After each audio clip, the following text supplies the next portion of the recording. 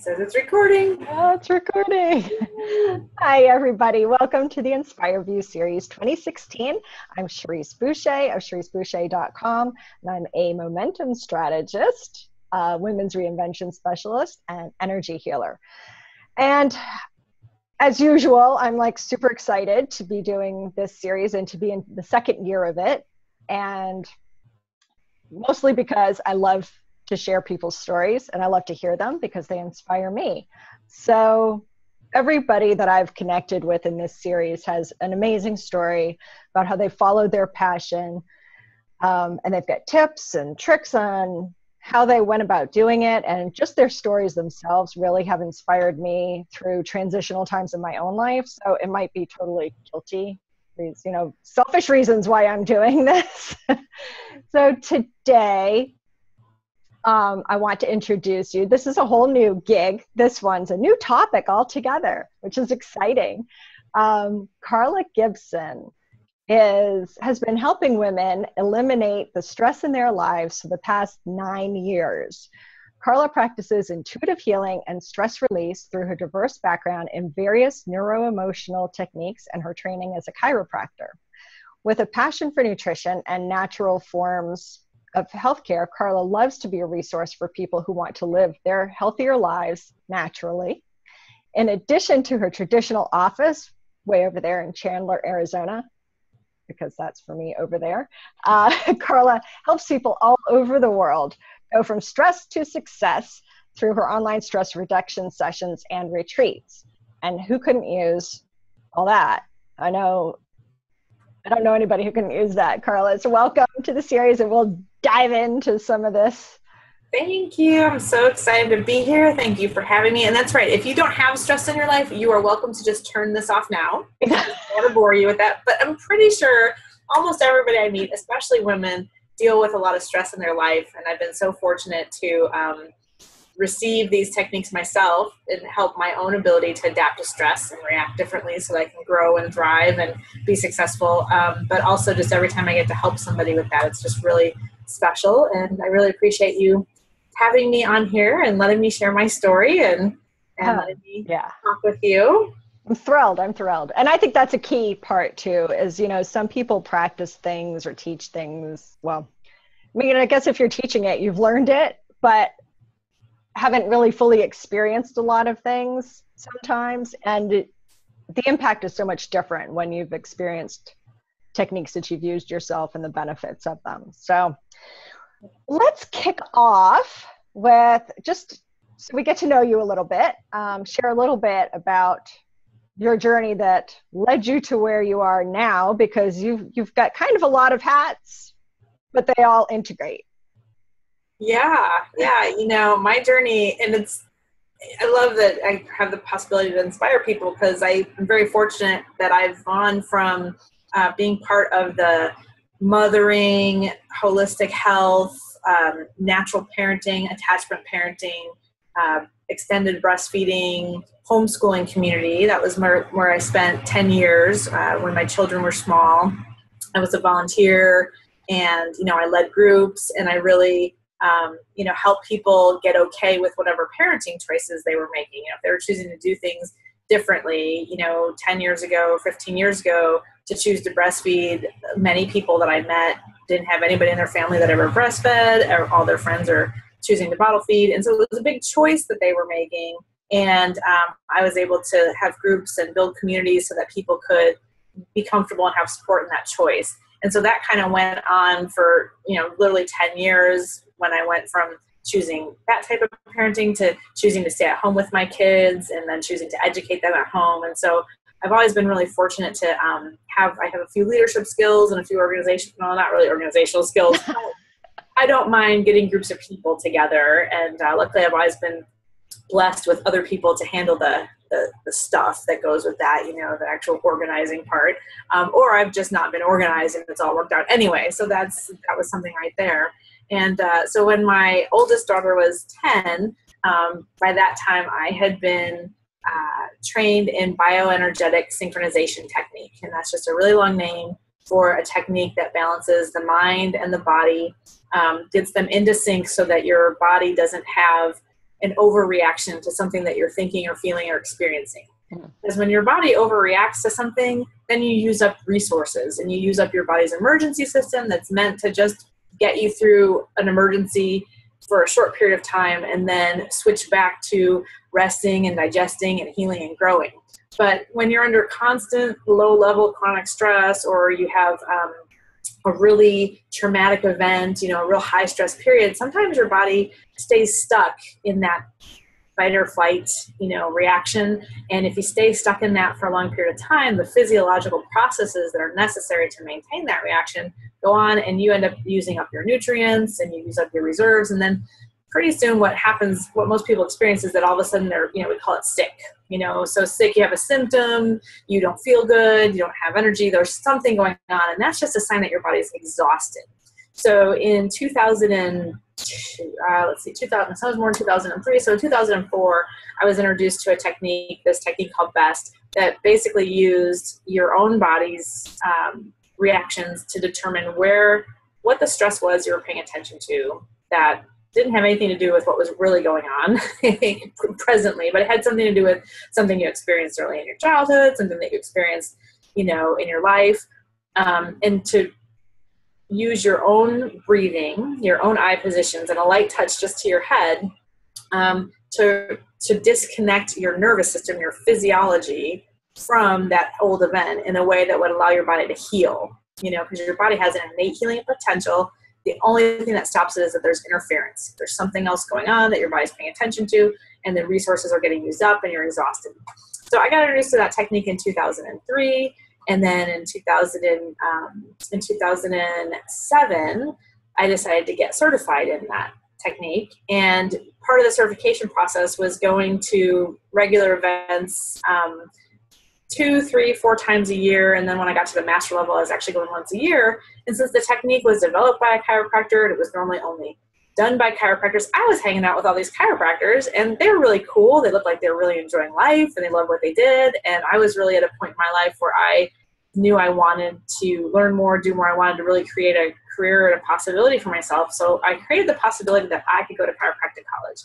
And this was with homeschooling my children, who were at the time 10 and 8 and 3, and or 10 and 7 and 3.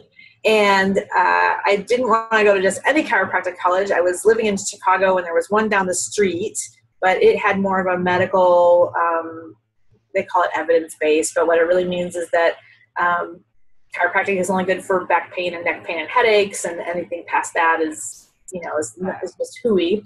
So that was their focus, and I really wanted to go to a chiropractic college that still focused on the vitalistic philosophy. So this idea that your body is more than just a body, that there's an energy that runs through it, that there's something that organizes you into perfection and health, and that when you affect the body, you affect that system, and that your body does have the power to heal itself, and that chiropractors actually help remove the interference that keeps you from healing. And so I wanted to go to a school where they talked about that. That's really interesting, because honestly, I had no idea that there were like 2 different schools of chiropractic practices. I just thought, everybody's a chiropractor. I didn't even know that, obviously, because I've never looked into it. But well, there's actually interesting to know, because now if I want to go to a chiropractor, I'd want to go to somebody like you instead of just, the bones kind of people. Exactly. Yeah, I mean, chiropractic was actually founded by D.D. Palmer, who was a magnetic healer back in the 1800s. Oh, wow. So he was, putting his hands on people and feeling that there was more energy here than here. And what's interesting is that he was not as successful as he wanted to be, because at the end of his day, he was exhausted. And so what he didn't understand, which is one of the things that BEST kind of focuses on, is that your body has a polarity, and you can either be pulling energy off people or discharging energy. And so I think he was discharging his energy. And so he wanted to find an easier way, because he thought, if energy is here and I move it here and they get better, why can't they just move it there themselves? What's stopping it? So he started looking at other ways that he could allow people to balance their own energy, and he wouldn't be so tired at the end of the day. And he studied, bone setting, and he studied all these different Eastern philosophies and anything that was available at the time. And then he had a janitor who couldn't hear, and he asked the janitor, why he couldn't hear.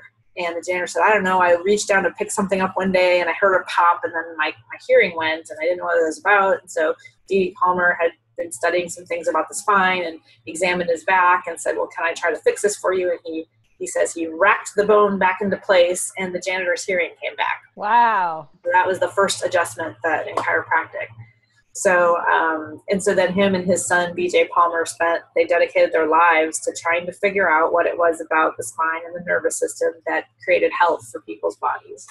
And so a lot of that is still in any type of chiropractic that you go to, but in the United States, chiropractors have wanted to be accepted by the medical community. So they focus on the things that they can prove with research and science. And that's so far back pain, neck pain, and headaches, not because chiropractic and having an aligned spine doesn't affect everything in your body, just that it hasn't been studied.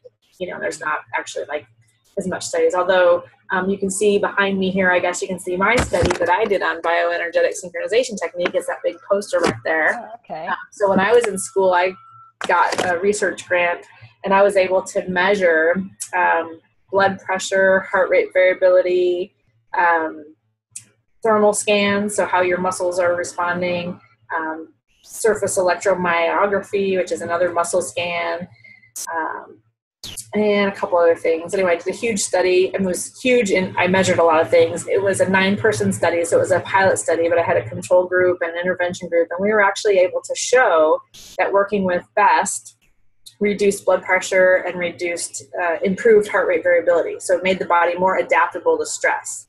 And so the techniques that are on the forefront of modern chiropractic right now are in the process of being validated that way.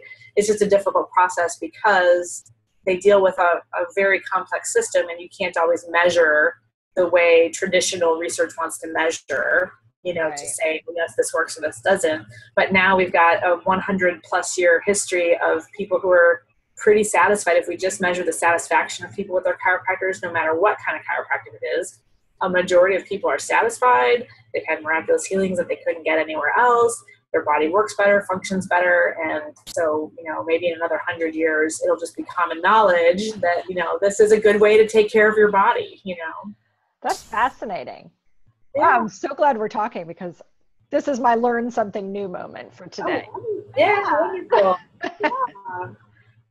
So, so I decided that I wanted to go to chiropractic college. And the reason I did that was I was working with, I would bribe my friends to come over and get on my table and let me practice this technique, and then I started, I opened a little office when I got to the master level in the training. I rented a room in a yoga studio once a week, and I was just really successful. People came and I made a difference for them. And we just had, an amazing, it was just really a great way to start out, but I felt like I was missing something. I felt like I had some intuitive feelings about what was going on for people, but I didn't have the knowledge, to really say, well, I think this is going on and this is going on. And, I just felt like I didn't have the credibility as a stay-at-home mom who was doing some little thing in her office.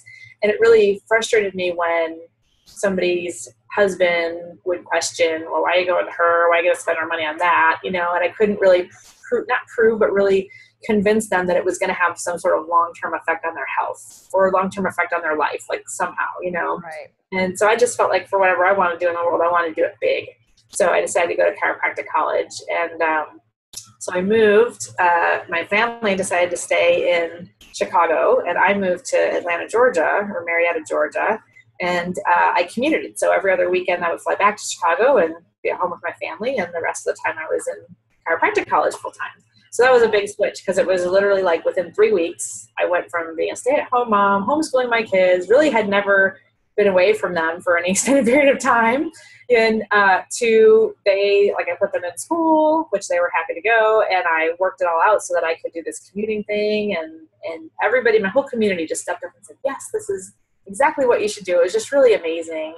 And I thought, well, I'll give it 2 quarters. If I get the calls in the middle of the night, Mommy, I miss you, and you have to come home, then, I'll figure something else out. And 4.5 years went by, and that never happened. And my kids thrived in school, and my then husband, now ex-husband, handled everything. My family stepped in, our neighbors stepped in. Everybody was cared for and happy. And this December, I graduated from Life University with the research under my belt. I completed the research track, and in addition to the curriculum of really learning about, I got to dissect bodies, and I learned about nerves and muscles and bones and what position they should be in, and how, if they're not, how it affects your physiology and all these different things. But I also had plenty of time to go to seminars and learn really like 10 or 12 of the most amazing cutting edge techniques to really help people be healthier and express more life and get what they want in life.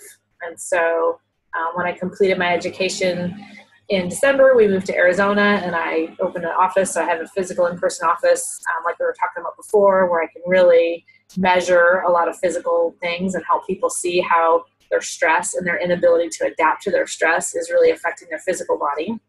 And then 2 or 3 years ago, I started doing sessions online using BEST and neuro-emotional technique and all the tools that I'd learned over the years, going to different seminars and doing my own healing and my own coaching and things like that. And I was really able to put it together in a way that affects people, even using this technology, just a video chat. So I can't really measure the things as well, but the conversations that I'm able to have, and then the physical corrections that we're able to do for them, that they're able to guide them actually to do for themselves, which is even more exciting, really make a difference for people in their stress level, and especially when they're trying to level up in their game to be more successful, to change something in their relationship, to earn more money. So it's been really fun the past couple of years working with women on that level as well. That's fantastic. That's a long time to do a commuting full-time school thing. 4.5 years you did that? Yeah. Wow. It was intense, and I racked up a lot of frequent flyer miles. Yeah, I bet. And my kids really just handled it really well, and I think it's just a testament to, like, it was the right thing to do, and I think in life a lot of times we get an idea and we try to muscle through it, and if it doesn't go well or things don't line up, we try harder or we give up. Right? It's one or the other. It's like, I'm going to do this, and you do it, and you just go through it. And then your story is, it was so hard and it was so awful, and I can't believe I had to do that. And then maybe you're not, maybe get to the end and you're not fulfilled because, like, you're beat up at the end of it, Right. Yeah. And then there's most people that respond to me say, I couldn't have done that. They just don't even consider that it's a possibility, and that's so just because they haven't found their thing. Right. And that's kind of the key. It's like, when I decided I want to do this, I don't even know why. Even when I went, I said, even if I don't finish, there's some reason I need to go there, because I just felt like I was completely drawn to go to this school. And then every time I was introduced to something new that just was really effective in my own health, and then I realized it was going to really impact my clients and really impact people and being able to help them, I was like, oh, this is why I came. And then learn the next, oh, this is why I came. And then it turned out like, it was like, oh, I was able to expand my toolbox in a way that I never question whether or not what I'm going to do with you is going to help you. Yeah. That's awesome. So yeah. So I couldn't put a price on that. You couldn't put a thing on that. And it was the inspiration, my own knowing that there's something out there for me, Yeah. That's so cool. I love stories like that. Oh, thank you. Because, it's inspiring to know, because when you're struggling through something and you're like going to this job that you, like every day, and it's just sucking the life out of you, and, there's something else calling to you, but how many people stay in that and don't explore what else is calling to them? I mean, it may not be, some people may not want to take the leap that you took, but I absolutely believe in at least taking the steps to explore it and figure that out. And I mean, you just went full force. Yeah. That's exciting. Yeah, I have an astrologer friend, and she might be a wonderful person to interview here. She's got great resources and story, but she said, she read my astrology. There's a thing in astrology called the Uranus opposition. So it's like Uranus is opposite to something. I don't really understand it all. Yeah. But she said it comes up for people usually somewhere in their 40s in life, and then the things that aren't working for you in your life get magnified. And, this might be the age when people, like, they call it their midlife crisis, or, and how everybody responds to it is different. And she notices that the people who are open to it and open to letting the things that aren't working fall away and find new things, it's still a struggle, but they get a lot of growth and a lot of momentum from that. And the people that are not willing, like their life is set up, or they're not willing to look at things or consider other opportunities, they really struggle and they go through it. And it lasts about 2 years. It depends. Everybody's different. But then after those 2 years, that whole fire that you get from wanting this change and this constriction kind of dies down. The planet moves on to whatever. And then people, then they just let it go, And so it was really exciting for me. I don't know, everything that we make up is a story, right? So that's a great story, but it's like, okay, so I used that energy of that constriction to really move my life in a certain direction. So it's not like somebody who doesn't do what I did is wrong or bad, or they could, but they maybe have a period where they really struggle.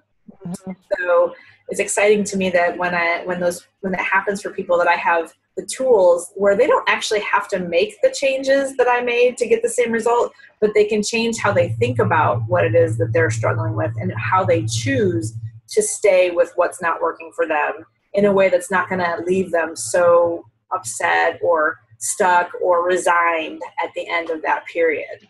Right. That's important. Yeah. So it's not always what you do, but it's how you feel about what you do that can make the difference. And right. Who you're being, you choose to be a certain way. If you're hiding something, if you're unfulfilled, and then how you are that way impacts everybody that you deal with, and it impacts the world. And so if you can choose to be a higher version of yourself, a version of yourself that has an impact that's a positive, growth, exciting, for the world, then you might feel more fulfilled, even if what you're doing or the things in your life aren't exactly the way you would have them.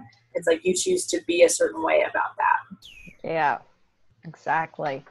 So do you work with men and women, or are you primarily? Yeah, I actually work with a lot of men and they love me. Okay. But over the years, it just seems like women, of a certain age, we'll call it, are just attracted to the work I do. And it's because, in our society, we're the change makers, we're the ones that bring babies into the world. That's a huge amount of energy and change. So we kind of are a little bit more used to change and growth and taking things on, and not that men aren't. I do notice that there's a particular profile of man that works with me, probably somebody who's used to being more in tune with how they feel. And it doesn't even have to be somebody who's okay with that. Sometimes it's men who have lived their whole life being very, what I call perception prime, which means that their prime strategy for dealing with life is to check in with how they feel first. And then to take action, and then to fit into structures. But, if you look at how men are socialized in our culture over the last hundreds of years, how you feel has nothing to do with it. Right. And tuning into your intuition and your emotions and what that feels like has nothing to do with it. And they're really forced to behave a certain way, to fit into certain structures. And that's just what you do as a man. So the type of man who is like somehow known his whole life that is what he has to do, but it doesn't really work for him, usually really responds well to working with me, because they get the opportunity again to take the stress off of what that's like to deal with that, and then create different ways of being that, makes it okay for them to use both, to use their macho-ness and to do what they want to do and to use whatever structures, but also to realize that they don't have to deny their perception, or if structure is a drain for them, they don't have to completely throw away structure. They can actually find a way to cope with it by getting more comfortable with using their perception. So, and that's a strategy I use for everybody. It's called the Triad of Change that Donnie Epstein created. And it's just really valuable for helping people realize that there's a way to do change that's easy and effortless. And then there's a way to do change that's really difficult. And identifying which strategies you're using at which time, and helping you strengthen the strategies that work so that you can close up the strategies that don't work as well is really beneficial. That's really cool. Gosh, you're blowing my mind with all these things. So, okay, as women, yes, because that's what we are, so we get that part easily. Why do you think it's important for us to do something about stress in our lives? Oh my gosh. Well, this is my big mission in life now. And that's why I kind of focus on women. Is I realize that we have a whole generation of women who were brought up on TV or brought up in a certain women's liberation era. And there's nothing, I'm not saying there's nothing wrong with that. Like, it's a fabulous movement, right? To get us to have equality and be able to be whoever we want and to be equal in the workplace and equal in the marketplace. But, you have a whole generation of women who are socialized by TV to think that that you bring home the bacon and fry it up in the pan and you're womanly and you should be able to do it all. Nowhere in there does it say you take a hot bath and you get a massage. Like, there's nothing in there that really affirms our femininity and taking care of ourselves and how important that is to our health. Yeah, that's very true. Yeah. So I think what happens is we have a whole generation of women who think that taking care of themselves is a luxury. I did for a long time. Yeah. I did for a long time. Yeah. And even, even the generation before ours, that wasn't even, taking care of yourself wasn't even an option, right? Like up until, I don't know, let's just say the 50s, women had to take care of everything and only women with certain means took care of themselves. So right there, that sort of set up this idea like that there's only if you're totally taken care of and you're rich and wealthy, should you take care of yourself.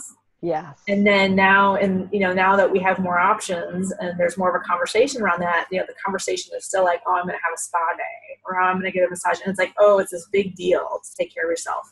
So like, oh, but what we don't realize is like the research that I did with Best. And if you can look in the same research on massage and the same research on yoga and meditation, it sounds like things are so like, ooh, and out there and they actually have this huge effect on your physiological body and how your body manages stress. And, women have higher rates of coronary disease than men. And the first sign of a heart attack for most people is death. Yeah, that's scary. The first sign of heart disease is death because most people drop dead of a heart attack before they even know there's a problem. I mean, luckily now we've got diagnostics and there's a little bit more awareness. And so maybe you find that earlier. But, what if as a culture we honored taking care of ourselves, men too, but women especially who are used to putting their care last and putting their care, after everybody else's, what if as a culture we honored the fact that relaxation is a health routine, just like brushing your teeth, right? You don't skip brushing your teeth because you have too much to do. And unless you're my son. Unless what? Unless you're my son. Okay, right? Then you do. You do that. But, on some level, he knows like it's really important to the health of his teeth to get that brushing in and to kind of make a commitment and a priority. Yeah. Deep down, he knows. And if you went a couple days, without doing it, you'd probably go back because, okay, God, it really feels horrible. And if somebody would tell you, there would be these outward signs. But, you'll put off relaxing and taking care and putting yourself into a healing state. You'll put that off until you're sick, until you have the diagnosis of breast cancer or heart disease or high blood pressure, high cholesterol, or you don't like the way your clothes fit. Then all of a sudden you'll go, oh, there's an emergency. I got to take care of myself. And then it's like, you can't even enjoy it because now it's a have to. Right. I have to get this massage and then you set up a whole nother thing of, we don't like, we're women, we don't like being told what to do. Right? I know. So then all of a sudden something that we should love doing and love participating in is a have to and a should. And then we don't even enjoy it as much. And so, we get the we're damned if we do, we're damned if we don't. Exactly. And so I really have a passion to change that. I really want women to understand that the stress that you're dealing with, how you think about yourself, how you think about what's going on in your world has a big impact on what's going on in your body. And if you take the time to take care of that through whatever means you use, although I'm a little partial to the techniques that I use because I've seen that they work quicker, like you can fit them into your day a little easier than you can a long massage or a long yoga session or whatever. Not that you shouldn't have those practices too. Yeah. But that if you can put your health first in that way, then you can have more time when you're done taking care of everyone, when the kids are grown and, before they have a maid or you don't, like whatever you want to do in that second half of your life, you can actually enjoy it without having to deal with the impact of putting off your health for 20 or 30 years. Yeah. Yeah. It's really important to target like my daughter now, at 17. Yeah. Don't wait till you're 40. Right. Get on board with this. Well, and unfortunately, I don't know that much about sociology, but I think the sociologists and the behaviorists would tell you that the only way our daughters are going to get that message is if we do it. Mm-hmm. And I do. Well, I get massage. Perfect. I used to think that that was like the biggest luxury thing. I really did. And so I never did it, or I did it once every few years. The first massage I had was because somebody I worked with when I was waiting tables, I was pregnant with my daughter, and they were doing pregnancy massage at school. She was taking classes for that. So she wanted me to be her guinea pig. So I was like, okay, twist my arm. And that was the first one I had. And I think it was, gosh, I don't even know, 8 years after that I did it again. It was a Mother's Day present. So it was always like, something. And then a few years ago, I said, I'm doing it every month. Mm-hmm. But it's more affordable, like you don't have to go to a spa. There are fantastic massage therapists who, I actually found the one I've been going to now for 3 years on, I think she had a Living Social coupon or Groupon or something like that. And I've just been going to her for like 3 years, once a month. That's fabulous. Yeah. I mean, you make it a priority. And really, my body like knows when it's time. Like I'll be like, when is it? I've got to be having this massage soon. I look at my calendar and it's like the following week or something, So. Yeah. You start, so your body starts to, and that's an interesting thing about this physical body that our spirit lives in, is that it's set up to heal itself. It's set up to run perfectly all on its own. And the only thing we do is get in the way. We just mess it up. And whether that's, we have traumas, slips, trips, falls, car accidents, other things. Or we have biochemical and chemical stress. So environmental toxins or toxins from the foods that we eat, or an inability to remove the metabolic waste that our body makes just by its functioning, because we don't get enough nutrients from our food usually is what's going on with that. And then it's our thoughts, how we think, judge, and reason, how we assimilate the world around us, what we think of what's happening to us. Those thoughts actually make up a ton of how our body reacts to the physical world. And so if you are under a long-term low-level stress, like a worry, a fear, an anger, a guilt, a resentment, then you are constantly activating physiological processes in your body to be on guard all the time. So the same way that your body sort of like gets ready for, like, it's all of a sudden you're like at that point, and you're probably, as soon as you think of the massage, you almost feel your muscles relax. Yeah, right? I do. Like that day, like when I was working at my old job and I had a massage scheduled for that day, I was like, oh, this is so great.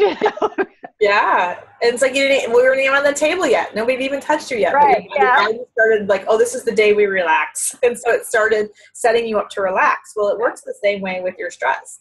You have this low level stress, and as soon as like something pops into your head, like, oh, I gotta pay that bill, your body gets in this little like defense physiology and goes, oh, and then if you have 10 or 12 of those, or something new comes up, then you might either already be in defense and you go into overreaction, or something new comes up, like you come into contact with a new virus that your body hasn't encountered before, and you're like, I'm tapped out. That's it. I'm out. Now I'm gonna get sick, and you're gonna have to stop everything you're doing so that I can handle this virus. I handled 30,000 of them, but today I can't do it. And then all of a sudden you're sick, you have symptoms, and so so it's like it's a delicate machine, and it's not. Like if you look at what people survive with, there's lots of people that survive.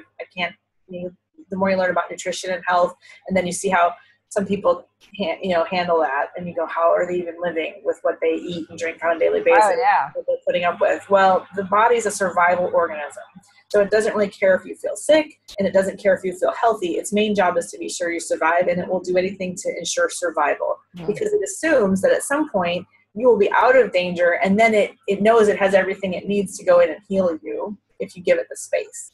But in modern culture, we don't really ever give it the space. We go from one upset to the next upset to the next crappy meal to the next, we just keep assaulting it over and over until we get these low-level chronic diseases like high blood pressure and diabetes, and these things that are really just saying you have activated that emergency system for far too long, and your body doesn't have any resources to help you anymore. And so now it's in emergency mode constantly, and you have to do something outside of you to deal with it. You have to take a blood pressure medication, or you have to take insulin, because your body can't do that function anymore. So, So it's just like exhaustion. So that's really cool that you bring up how you feel when you go to a massage, because that's exactly the mechanism your body uses to protect you. You know, if you think about eating a lemon, I told you you're going to I love lemons. I know right? they're not good for my enamel and my teeth. Well, they're good for everything. Right? But if you even just thought about, like, okay, Teresa, I want you to think about, you're going to go to the refrigerator, you're going to take the lemon out, and you're going to get the knife and cut it, and now I want you to just pick up the lemon, and I just want you to, like, squeeze it in your mouth. Like,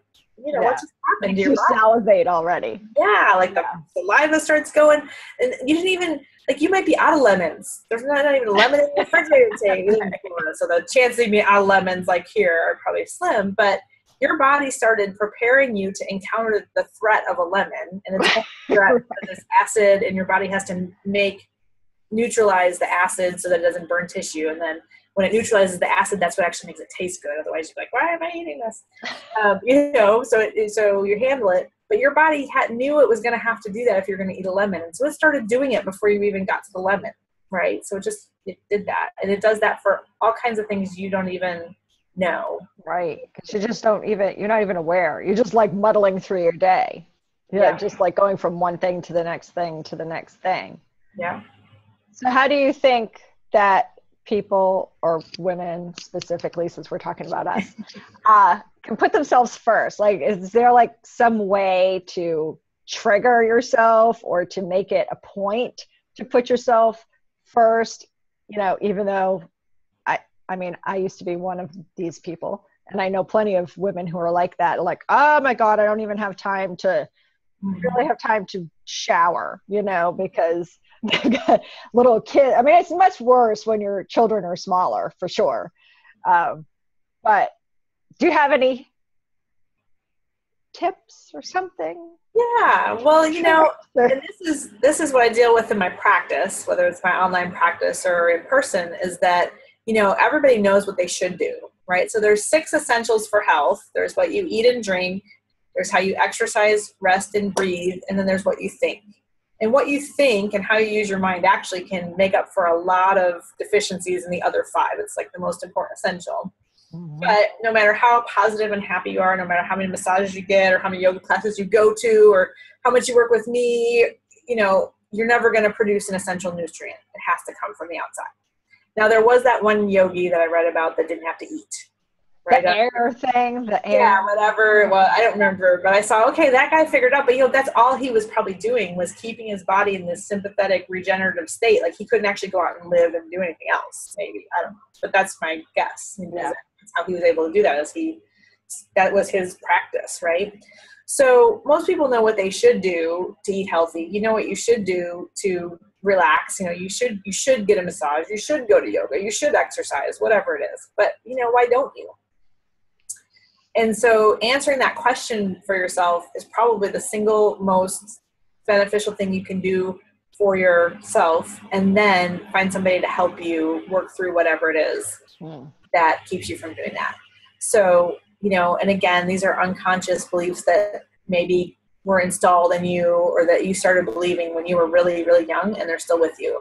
So they may fall in the realm of something like, well, I'm not worthy, I'm not good enough, you know, I'm not worth enough. And you may not even consciously believe that. Like, you may be like, I am all that, right? Like, you may be totally confident, or you may be totally happy with yourself and what you're doing when you're in your community, when you're in the world. But if you're not able to stop and transfer that into self-care, then somewhere unconsciously along the line, you got the message that you're not worth it, that you're not good enough. Or you got the cultural message of something's going to kill you. Why bother? Right? Like, you have all these messages. If it's not this, it'll be that. Exactly. Like, there's nothing you can do. Like, so there's some message that got instilled in your unconscious programming that just keeps you from taking the time to do it. Or there's things you don't want to face or deal with. You know, there's something in your life that you are pretending. There's something in your life that you're pretending. We can just start there, right? So you're either pretending that you're not powerful. You're pretending that it's all the way it should be. You're pretending you're fulfilled. There's something you're pretending that just keeps you from recognizing that you could make a different choice. Now, I'm not saying, you know, that if you're the mom with the 3 kids under 5, you're like, there's nobody to help you, that, you know, it's your fault, right? Because you could hear it that way when you're in stress. When you're in stress mode, you're going to hear, she just said it was my fault that I don't take care of myself. Right. And that's not what I'm saying at all. What I'm saying is that the power to make the choices to take care of yourself are within you. And if it's your fault, then it's also yours to change. And so if you're having trouble making that, that's when these neuro-emotional techniques become so important and so valuable. Because if you can start to unhook your physiology and the neurotransmitters that your body makes, the adrenaline that runs through your body, the things that keep you stressed and amped up, if you can start to change those things on the neurological level, then you can start to be open to new possibilities and new ways, or new ways of being that actually create the conditions for you to take the time to take care of yourself. You know? And that is really sabotaging your health. And I mean, you're sabotaging yourself when you don't take the time. Yeah. And I imagine, I mean, I'll ask you, well, you can fill us in on how your sessions work in a second. Yeah. But that it's not like super time consuming. Like somebody say, I don't have an hour to do this or that, or to go somewhere for something. So imagine there are like short things. Cause I know for me, reading, I have to read. I read like before I go to bed every night. It just like clears my mind, and I fall asleep. Like my boyfriend says, I fall asleep like as soon as I put the book down. So, already asleep for the, yeah. So, I mean, that's really like kind of my self-care, wipe my brain out kind of thing. And that doesn't even, I could read 2 pages sometimes, and that's all it takes. So my brain like knows, okay, Cherrise, we're reading. That means you're relaxing and unwinding time. So I'm sure with your techniques, probably just even knowing that you're about to do them, like trigger that too. It does. Yeah, it's really helpful. Well, you know, one of the most powerful things that you have right in your own body without having to go anywhere or do anything is your breath. And your breath can actually, to get control of your breath, can actually really start to inform your body that, hey, there's no emergency here. I'm really doing okay. And again, the trick is when you are really stressed, can you get a hold of your breath and actually do anything with it? Or do you feel like I can't even, breathe? So one thing that we could do right now is we could just check in and we could see, like, if I try to take a breath, am I breathing properly? Most people are breathing in their chests if they're stressed or if they've had a busy day. So you can just check in and say, can I get the breath all the way into my belly and fill my belly up like a big balloon, and so what, I don't know, what do you notice? It feels tighter up here because that's where I breathe. Yeah. Time. It's harder to let go. So it's like, that's a little indication that your nervous system is going, no, Cherrise, keep those shoulders up and keep these lungs nice and big, because we're running away from a bear right now because you're on camera. Right? Like someone's looking like, and so let's keep these lungs big and open. We're not going to get all the way to the bottom where we get the best gas exchange and where the healing happens and we get to stimulate the vagus nerve. We're not going to do that right now. We're going to keep your shoulders up, which also creates this neck tension, and people feel like they wear their shoulders as earrings. Healing. And so this is this defense posture, this defense physiology that keeps you able to respond and run away if you have to, or fight, right? Because you're just getting oxygen here for a quick exchange to get shuttled out to the muscles to really like do something, move and take action. So if you take a few deep breaths, really big and deep, and fill up your belly, and you do that 2 or 3 times, you actually start to, the nervous system has to sort of stop and go, oh wait, okay. If she's breathing like that, then maybe there isn't an emergency. Maybe it's okay. And you'll actually stimulate the vagus nerve, which turns on healing. And you'll start to notice that, like, maybe the little bit of tension leaves your shoulders. Maybe you feel all of a sudden you're hungry because you're more relaxed and your digestion starts to move and you go, oh, wait a minute, I could eat. Or, different things might happen in your body. So really getting control of your breath is the simplest way to start taking control of your health. And if that sounds woo-woo and crazy and like, oh my gosh, I don't have time for breathing, that's how you know you need me or somebody like me. Yeah. Right? That's how you know you need to stop and breathe. Exactly. Because it just sounds, when it sounds like it's too simple, you don't understand my problems, you don't know what I'm going through, that's when like, yeah, you're overwhelmed. And so it may be very difficult. It may take years for you to actually use your breath as a tool if you were only going to use your breath. And that may take a really long time, and you may be frustrated, and you may get sick of it, like whatever happens. Right. But remembering that the tool is there, it can bring you some ease and some peace. And so usually after I've worked with people a few times, they find that it's much easier for them to get that little gap between sanity and overwhelm and actually use a breathing technique or some other technique. There's tapping, and we had the fabulous tapping workshop with Sorsha last week, and I didn't get to pay attention like I wanted to, but every time I caught something, I was like, oh my gosh, she's singing my song, like we're talking about the autonomic nervous system. And so, it's like perfect. But it's like, if you know that technique and you're not able to stop and use it, or you're not able to build in that practice into your life, like what's stopping you?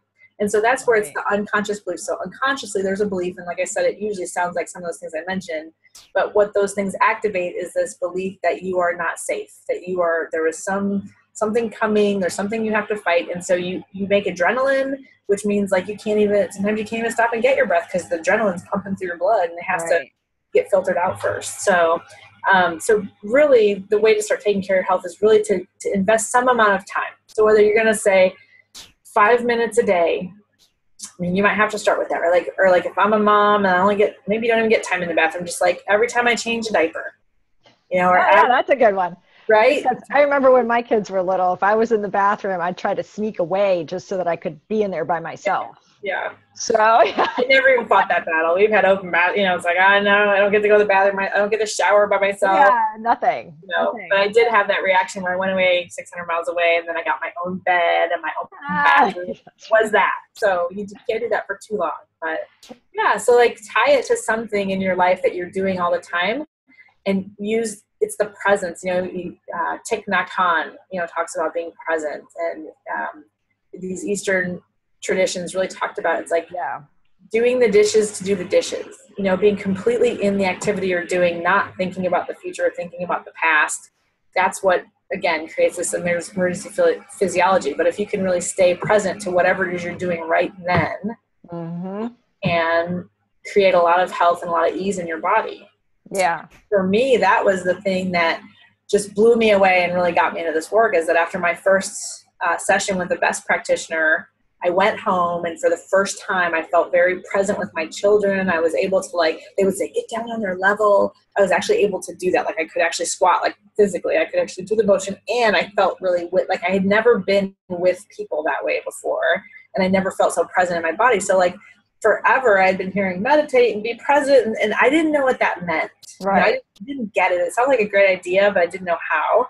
And so these techniques really gave me access to all these other things that people were talking about were supposed to make me so healthy. So that's why I'm just like really passionate about sharing it with people. Because if you're not raised with a practice, if you haven't been doing meditation and breathing and these things since you're a child, then you may have no context. You may have no basis. And yes, you can start somewhere, but I'd love to see people start sooner rather than later. Yeah. So doing a few sessions with some of the techniques I use can really start to release that and help you get the little bit of access that you need to say, okay, I'm worth 5 minutes a day. Okay, I can. And then when you do it, it's actually effective.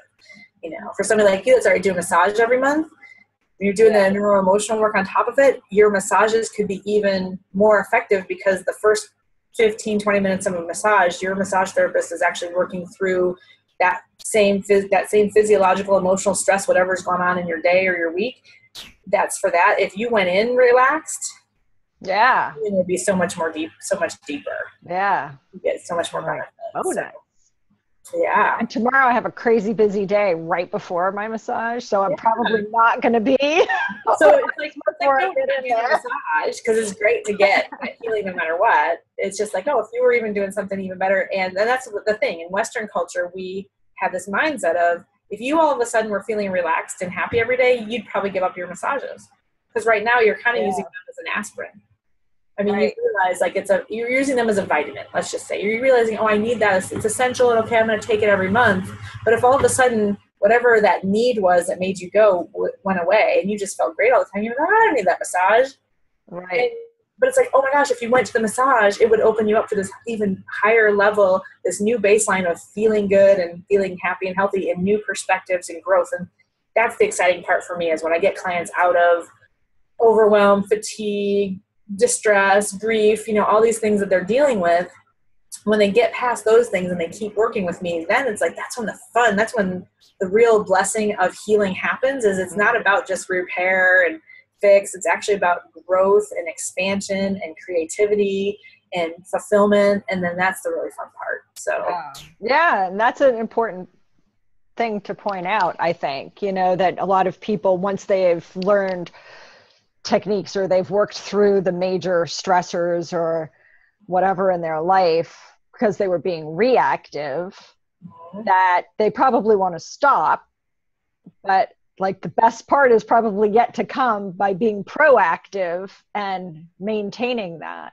Yeah, exactly. And that's why I love the forms of healing I use have that philosophy built in, because obviously when you are already overwhelmed, fatigued, and stressed, you can't hear me. It's like anybody that works with other people. It doesn't matter if you're a banker. I was a personal banker. I was a realtor. I worked in finance.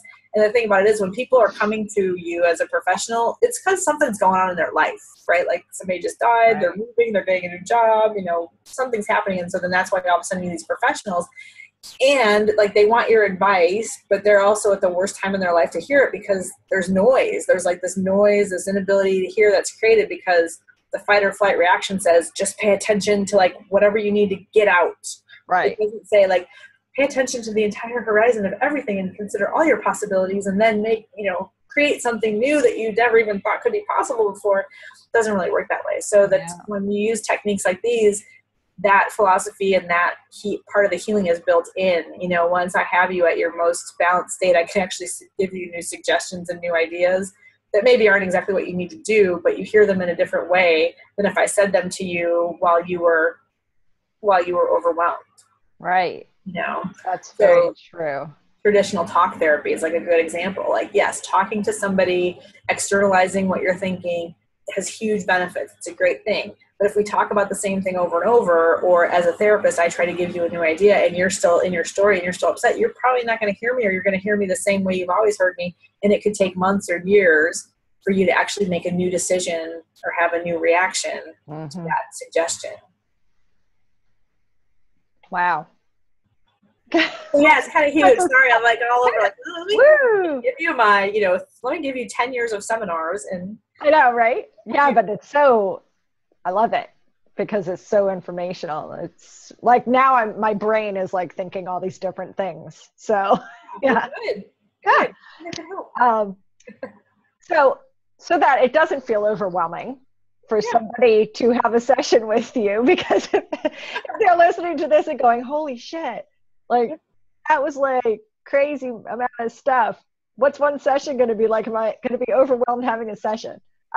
I know because I've had one with you that it's not overwhelming, but could you maybe kind of just overview on like how you work with somebody in a session? I mean, if it's like not in person, since this is going to be, wherever people see that.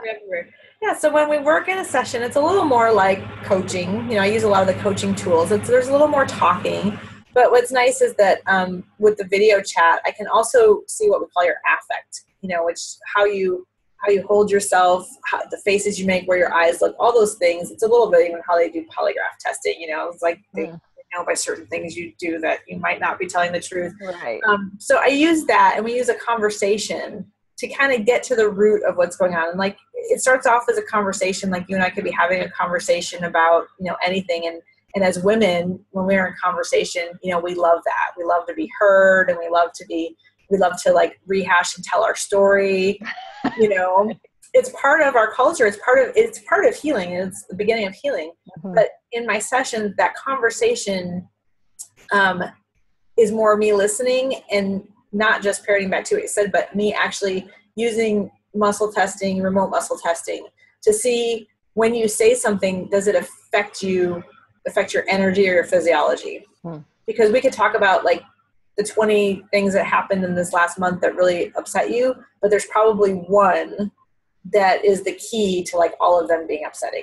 Right. So I'm able to use the techniques that I have to zero in on that. And I use remote muscle testing. It's not scientific validated, there's no research, but I find that it helps guide the conversation in a way where we really get to the root of what's really happening, what you're really feeling or experiencing. And then we use a couple different systems to take the emotional, physical charge out of that. So we might use BEST, which uses, the touches to the cranium, and have you touch your own cranium and then look certain eye positions and take a certain breath and think certain feelings. Or we use the meridian system where you can access, the whole meridian system for your pulses. And we just find which meridian system might be stuck, and we have you touch it, and you can actually, we call it link up. You link up with the emotion points that are here, and then whatever meridian we need to open, and we have you breathe and really get in touch with the feeling. So it's kind of neat because there are two different systems. In one system, we use a positive feeling kind of as a solution energy to repair or retime the stress. And then the other system, we actually have you open the channel and use your breath to really fully feel and express whatever was going on at the time that interference was created in order to dissipate it. Because instead what happened is your body stored it. Like you had a stress and your body didn't know what to do with it, so it stored it somewhere in your system. We access it and use the breath and use this contact to move it out so that energy is no longer trapped and it's no longer messing with your system. So in a short time, it can be really intense for some people, because I always say, if I haven't made you cry or fart, I haven't done my job. I don't know if I'm gonna have that put on like my card or anything, but they come up, people will get emotional, or they'll have a release. And that's two things that are really important. People are afraid. We're in our society, for some reason, we're afraid to cry. We're afraid to show our emotions. But if tears come out of your eyes, that's a physiological process that's actually saving your life, because those tears contain hormones that would otherwise be detriment to your body. Your body basically makes the tears to say, okay, this chemical just got made in your body and there is nothing to do with it. It's going to damage something, get it out. And so the fact that you're able to do that is like amazing. And yet we say, oh, you're so emotional. I don't want people, nobody to see me cry. It's like, no, you're actually like doing something really good for your body. And the same thing with farting. If you're all of a sudden you're moving some gas, it means that your digestion is working, because digestion is the first thing to go when you're under stress. You can't, your body says, if there is a stress and you're about to get eaten by a bear, we don't need the nutrients from the food you just ate, because you'll be eaten. They're like, we can't send all the blood here to digest and take these nutrients apart. We'll do a little bit, enough for you to get away. We're going to pump the blood out to the skeleton, to the muscles, so you can run away, and then we'll worry about that digestion later, So if all of a sudden you start digesting and gurgling and stuff starts happening, it means that we turn the system back on to like, oh wait, we better go back to digestion and repairing and healing. So in my sessions, sometimes people have amazing, like life-changing releases in, 15 minutes. And other times it takes something. It takes several sessions. It takes a month or two, but it's about their commitment to their health. And it's about how much they're willing to open up and, really look at what needs to be looked at. And so I tried to be very conscious of that and push just enough and dig in just enough. And if there's resistance, there's resistance, but it's kind of all up to the person. So it's usually not, overwhelming, and it's usually overwhelming in a good way. Like there's a release, there's something you've been holding on to that you're able to let go of in a safe space, in a way that your body's supported. And then we use some homeopathic remedies and some essential oils to actually support that healing too, so that you're not left like processing for days and no way to deal with it. There's actually some support for the systems as they heal. That's fantastic. And, essential oils are all good stuff. Yeah. Yeah. They're amazing. Each oil goes with there's oils that go with each emotion and each meridian. And so, all these different ways to support yourself, which again, if you're using essential oils, like they're fabulous. They're probably doing great things for you. People think they're a luxury because they're kind of expensive and they just smell pretty. No, they're actually turning on your parasympathetic system. That's really good for you. You're actually doing something for your health. And then you get even a little more specific with the specific system that you want to support with the oil, and it just can be fabulous. Not like a medicine, but more like helping your system do what it does and giving it the raw materials to do it. Right. So, gosh, this could go on and on and on. Yes, it could. I could talk so many directions. Yeah. Well, what I really hope, it's so hard for me because I use so many different tools and I bring in so many different, just a lot of different backgrounds, a lot of different paradigms, that's why I really love getting the chance to actually work with people and really show that what it would mean for you. Yeah. So I do introductory sessions and introductory calls because it's really hard for me to explain, well, what do you do? Like, it's hard for me to put it on a sales page, Right. but I'm getting better at saying, well, are you overwhelmed? Are you stressed? Are you stuck? Yeah. Those things. I can tell you what you're feeling and probably what you want to feel, but until you experience it, because I don't know that there's anybody else out there putting these tools together in the way that I do.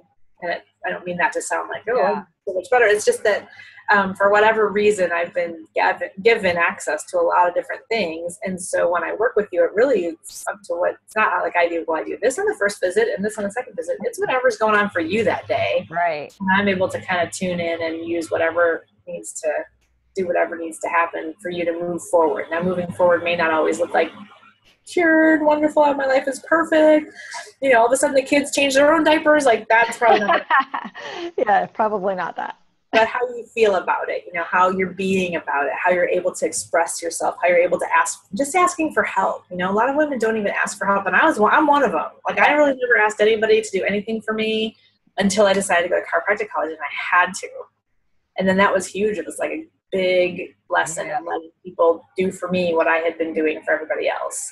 But I wouldn't have got access to that without these tools. So, yeah. So really, I like to say, you can have anything you want in your life as a result of working with me, which sounds like a big promise, right?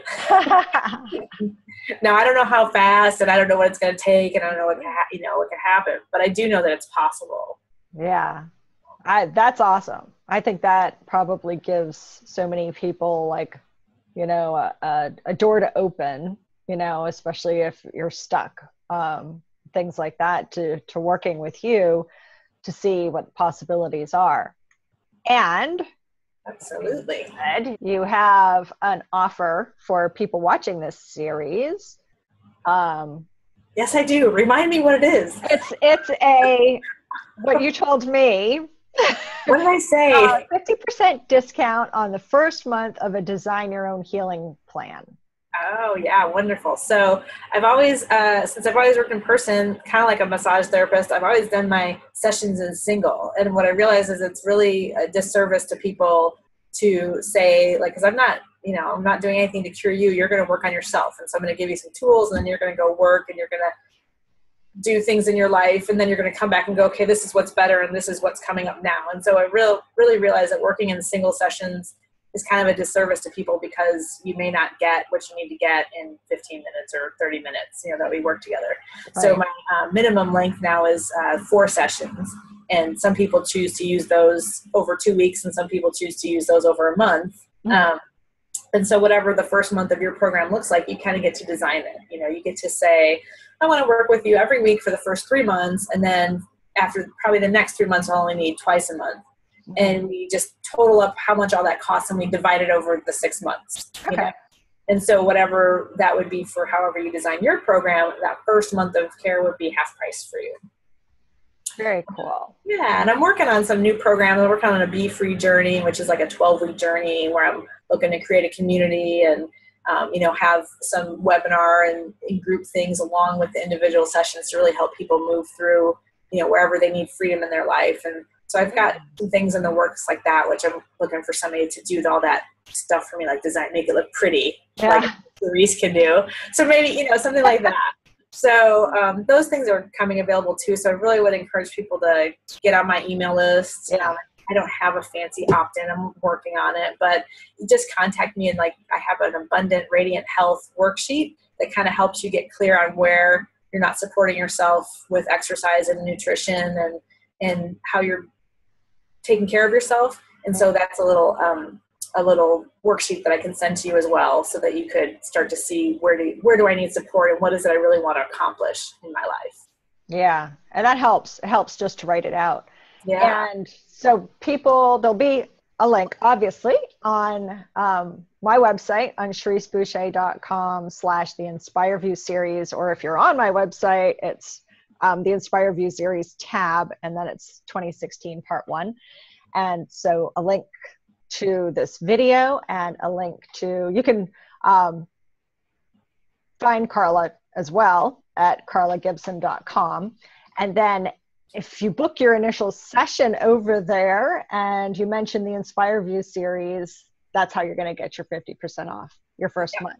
Yeah, very low tech. You just like walk in and go, hey, I saw you on InspireView. Hey, it's like the commercials that say, mention Jim. Tell them Jim sent you. Exactly. Like tell them Cherrise sent you. Yes, absolutely. Absolutely. Hey, simple is the best. Yep. and that's exactly what I am, the best. Yep. That's right. You are fantastic. And I love that you have so many different modalities and tools and everything that you can incorporate. So it's not just, like a single, you get this and that's it. Or maybe something's not working as well for one person. You can try something else. I mean, there's just so well-rounded. Yeah. And it makes it a lot of fun. You play and you start looking at your healing as play and make it a game. Like, how much could I do if there was no limit? What would I really do? Yeah. And so crazy. You'd be crazy. Yeah, I love it. Yep. Well, thank you so much for being on here. And I think my brain just got like, woo! I'm like, holy crap, she does more than I thought she did. So I'm glad we had this chat. Yeah. I'm much clearer on what you do. I know I didn't even talk about the functional nutrition. I didn't look at your lab work. We'll do another topic. But yeah, we'll have to talk about some other things. And I really appreciate you doing this. I mean, we as women, we need to share our stories and share what we're doing, because we do need to inspire each other, and we don't have the community in the same way we used to. Back in the day, you would live in a village and all the women would hang out together and raise their kids. And then we went into living in cities, and then moms stayed home with kids, which maybe wasn't like always the best thing, but at least there were other moms at home when you were at home. Yeah. And now we're in this society where all the moms go to work and you're in your work community, and that takes so much of your time. Yeah. But not everybody finds their tribe. It sounds a little cliche. It's almost, how could it, after 10 years, how is it starting to sound cliche? But it isn't. It's like, right. That it really means like we're meant to be in tribes. We're meant to be in community. Nobody's meant to do this alone. So I hope that if there's anybody out there that's been trying to do it all on their own and do it by themselves, they at least get inspired to reach out to somebody. Yeah. And connect and, find something that works for them. Yeah, I hope so, because it's really important. And with the internet now, it's so easy to connect with people that share your views or like-minded and everything, that it's fantastic. I mean, I've made a shit ton of connections, via the internet, the past couple of years, especially since I've been doing this series, so it's just expanded, and I love it, because then I know people who are in all these different fields that I can recommend people to as well. So it's amazing. It's amazing. Love it. Well, thanks so much for having me. Thank you.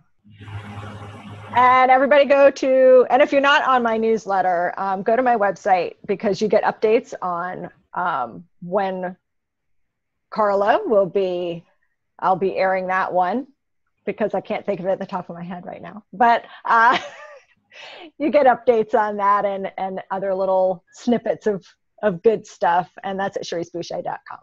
Thank you.